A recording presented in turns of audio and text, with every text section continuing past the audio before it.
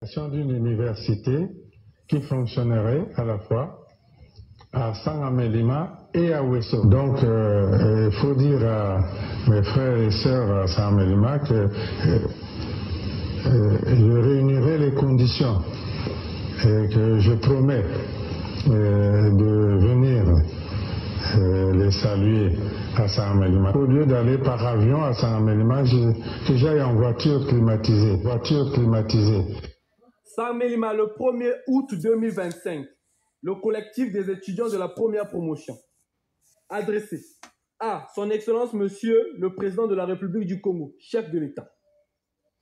Le communiqué conjoint 19/00551 du 12 novembre 2019 portant publication des résultats du concours d'entrée en première année à l'École supérieure internationale de génie numérique, année académique 2019-2020. Du ministère de l'Enseignement supérieur, de la Recherche scientifique et de l'Innovation technologique, a déclaré admis 195 étudiants congolais bénéficiaires d'une bourse de catégorie E de l'État congolais au concours d'entrée à cette école pour une formation de 5 ans. Donc, 185 inscrits vivent une situation unique, inédite de toute l'histoire estudiantine de la République du Congo.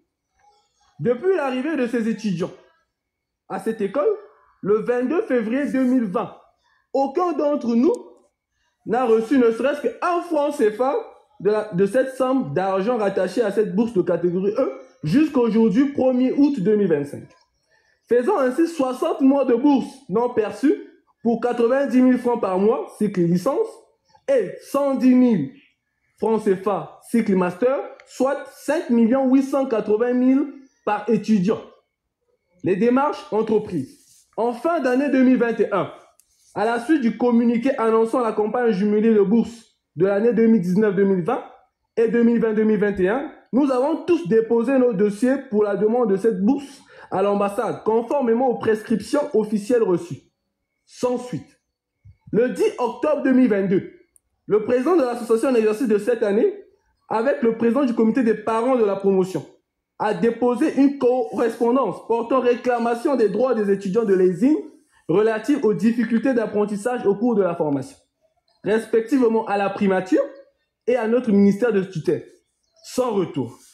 Il a fallu attendre l'arrivée de son Excellence Monsieur le Président de la République du Congo, chef de l'État, à la 15e session ordinaire de la conférence des chefs d'État et de gouvernement de la CEMAC qui s'est tenue le 17 mars 2023 à Yaoundé, palais de l'Unité, pour consulter la liste de prépaiement des étudiants boursiers congolais enregistrés à cette précédente campagne jumelée, dont le nom y figurait. Malheureusement, après son départ et malgré le communiqué de cette liste, plus rien ne s'en est suivi jusqu'à la fin de cette même année. En 2024, notre ministère de tutelle a publié à l'endroit de tous les étudiants congolais boursiers la deuxième campagne jumelée de bourse pour laquelle les étudiants congolais de l'ESIN se sont de nouveau mobilisés pour déposer leur demande de bourse à l'ambassade du Congo au Cameroun tout en respectant les dispositions prises par celui-ci. Toute l'année passée, sans que nous ne recevions une autre information relative à cette seconde campagne.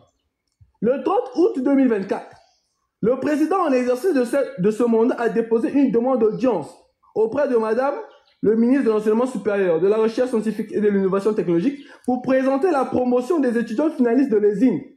Sans grande surprise, l'année passée, sans réponse concrète ni solution satisfaisante.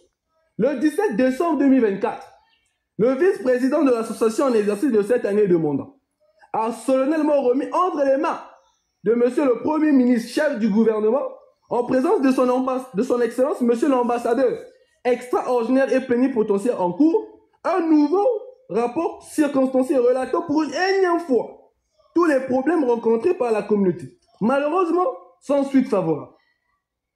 Le 18 décembre 2024, les deux gouvernements congolais et camerounais, à travers leur ministère de l'Enseignement supérieur, décident de publier le communiqué conjoint numéro 24/00005 du 18 décembre 2024 portant publication des résultats du concours d'entrée en première année de formation des ingénieurs de l'École supérieure internationale de génie numérique au titre de l'année académique 2024-2025, qui annonce le début de la formation de la seconde promotion des ingénieurs de l'ESI, bénéficiant des mêmes prérogatives prévues par les textes en vigueur.